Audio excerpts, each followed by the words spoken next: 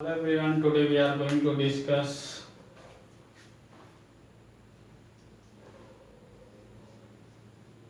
class 9th English, class 9th English, that is the road not taken, the road not taken, the road not taken, okay. And this poem is composed by Robert Frost.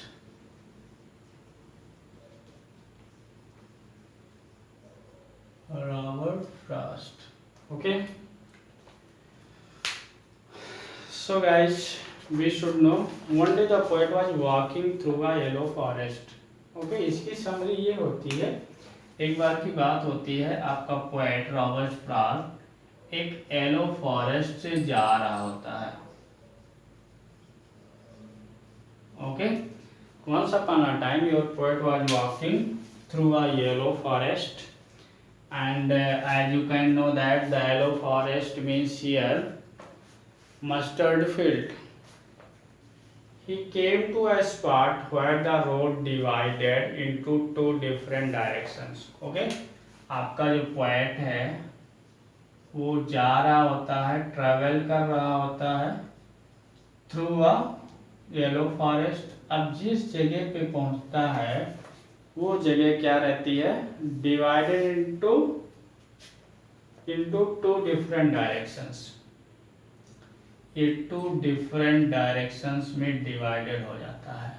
ठीक है ये बात. He stood and looked at the two roads. अब यहाँ पे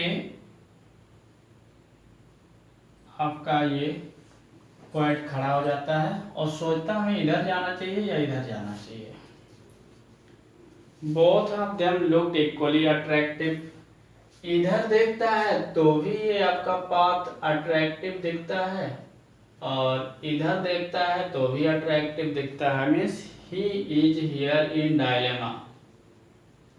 okay, ये confusion में होता है पोएट जब वो अपनी जर्नी शुरू करता है. येलो फॉरेस्ट से शुरू करता है. येलो फॉरेस्ट में जब वो पहुंचता है तो वो रास्ता टू वेज में डिवाइड होता है, दो तरफ डिवाइड होता है. वहाँ पे खड़ा होता है. जब इस रास्ते को देखता है तो वो भी अट्रैक्टिव होता है, इस रास्ते को देखता है वो भी अट्रैक्टिव होता है. Means here poet is in dilemma, confusion में है कि किस रास्ते को उसे चूज करना चाहिए. It was difficult to decide which road to take. अब इस पोएट के लिए बहुत ही मुश्किल का काम हो जाता है कि इस रोड पे उसे जाना चाहिए.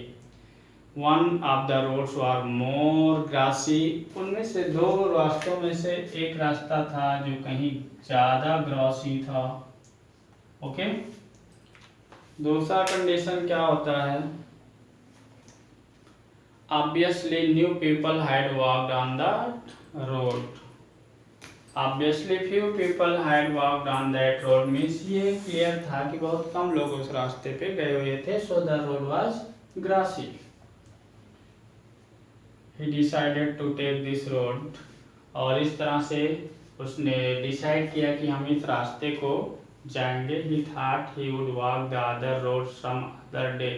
वो सोचता है चलो जाने दो, आज हम इस रास्ते से जाते हैं, अगले दिन हम इस रास्ते से जाएंगे किसी दूसरे दिन.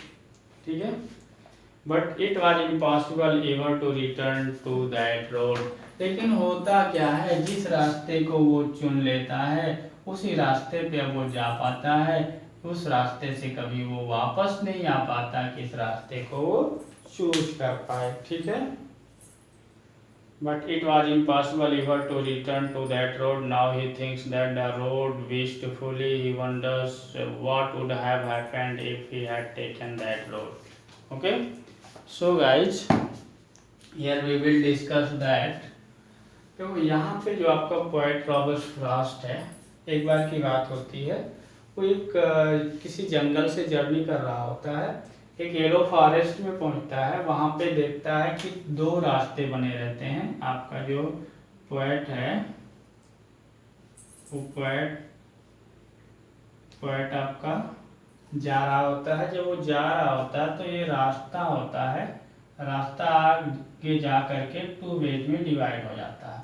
ठीक है, 2 तरफ रास्ता जाता है। अब यहाँ पे आपका जो पोएट है वो पोएट कंफ्यूजन में होता है, वो समझ नहीं पाता है कि हमें इस रास्ते से जाना चाहिए या इस रास्ते से जाना चाहिए, बट देखता है कि इस पे कुछ फ्यू पीपल गए हुए होते हैं और ये डिसाइड करता चलो ठीक है आज हम इस रास्ते से जाते हैं, अगले दिन हम इस रास्ते से कुछ चूज कर लेंगे। बट यहाँ पे होता क्या, जब हम अपनी लाइफ के कभी कभी हम ऐसे डायरेक्शन पे खड़े हो जाते हैं जहाँ पे हमें चूज करना होता है कि हम अपने लाइफ के किस डायरेक्शन में जाएंगे, और उस समय हमें ये चूज करना रहता है कि हम किस डायरेक्शन में जाएंगे। अब जिस डायरेक्शन में हम चल दिए, राइट डायरेक्शन में जा रहे हैं कि रॉन्ग डायरेक्शन में जा रहे हैं, जिस भी रास्ते पे आप जा के पहुंच गए वहां से वापस आना बहुत मुश्किल होता है, व्यक्ति आ नहीं पाते हैं। जैसे ऐसा माना जाता है एक वाइन टेकर जो होता है, वाइन टेकर जब इस पथ पे वो चल देता है, इस रास्ते पे चल देता है, तो फिर वापस वो नहीं आ पाता है, मीन्स वो उस वाइन को छोड़ नहीं पाता है और फिर उसकी जिंदगी आगे उसी में उलझती हुई चली जाती है। इसलिए हमें कोई काम करने से पहले खुद को डिसाइड कर लेना चाहिए कि हम राइट वे पे जा रहे हैं या रॉन्ग वे पे जा रहे हैं। If suppose we are unable to understand which way is right and which way is wrong, at that time we should have this ability to know right and wrong. If we are unable to know the right and wrong, then our life may have go in any direction which you choose. Okay, so in this way we can say that your writer gives a kind of suggestion to all the readers that before choose a way, everybody decide which way is right and which way is wrong. Okay guys, so this is your theme of this poem. Okay, this is theme of this poem. So your today's homework is that today's homework, write and learn theme of this poem. Okay, poem means the road not taken.